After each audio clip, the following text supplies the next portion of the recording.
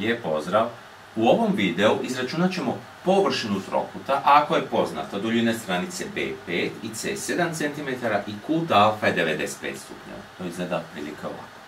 I sada vidimo koju ćemo formulu koristiti ako imamo dvije duljine stranica i jedan kut.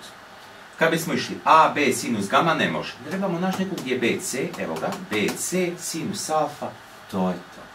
I kad sve lijepo uvrstimo, 1/2 puta 5 puta 7, i jedna i druga duljina su centimetrima, super, znači ne trebamo ih preračunavati, puta sinus od 95 i dobijemo 17,4334 kad zaokružujemo na dvije decimale, jer površine, duljine stranica i tako dalje na dvije decimale.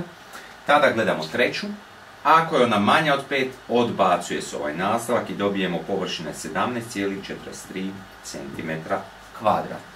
Odakle ova formula? Sad ću vam pokazati. Gledajte. Znamo da je površina trokuta duljina neke stranice puta visina na tu stranicu kroz 2. Kad bismo mi u ovom trokutu, gledajte, alfa je 95 stupnjeva, tu je kut, dakle visina je tu. Od suprotnog vrha, znači ako je tu stranica C, suprotni vrh, spustimo okomice na tu stranicu, ako ne pada nad stranicu, jer stranica je od tu do tu, samo je produžimo i to je visina na C.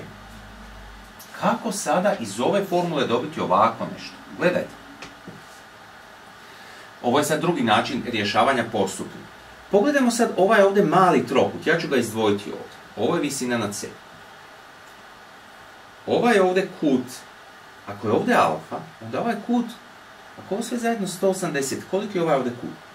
180 minus alfa, ja ću to ovdje zapisati, 180 stupnjeva minus alfa. Dalje, ova stranica je njemu hipotenuza tom pravokutnom trokutu, jer ovo je pravi kut, ona je kod nas B. Možemo li mi prvo izračunati visinu na C, jer poznam 3 veličine u tom trokutu, čim znam 3, znam sve. Pravi kut, kut ovaj, 180 minus alfa i B. To je to. Pogledajmo, sinus kuta je nasuprotna kateta, dakle, sinus kuta, koji je nama ovdje kut, 180 minus alfa, jednako je nasuprotna kateta, to je visina na C, kroz hipotenuza koja je B. Odavde mogu izlučiti što je visina na C, sve ako pomnožim jednostavno što me ovdje piše. Ako sve pomnožim sa B, visina na C će biti ovo puta ovo, dakle B puta, sad jedna napomena. Sinus od 180 stupnjeva minus nekog kuta je jednako točno sinusu tog kuta. Puta sinus alfa. I pogledajmo sad. Kad bismo mi u ovu formulu umjesto visine C uvrstili B puta sinus alfa, znači C puta B puta sinus alfa, je to to? BC sinus alfa kroz 2. Evo odakle ova formula. Znači možete direktno po formuli, kao što sam na početku riješio, ili drugi način. Prvo izračunati visinu na C, znam B koji je 5 puta sinus 95 i visina na C izađe koliko izađe, i potom je uvrstiti u ovu formulu. C je 7, visina na C koliko izašla kroz 2, isti rezultat. Meni osobno uvijek bio draži ovaj drugi način.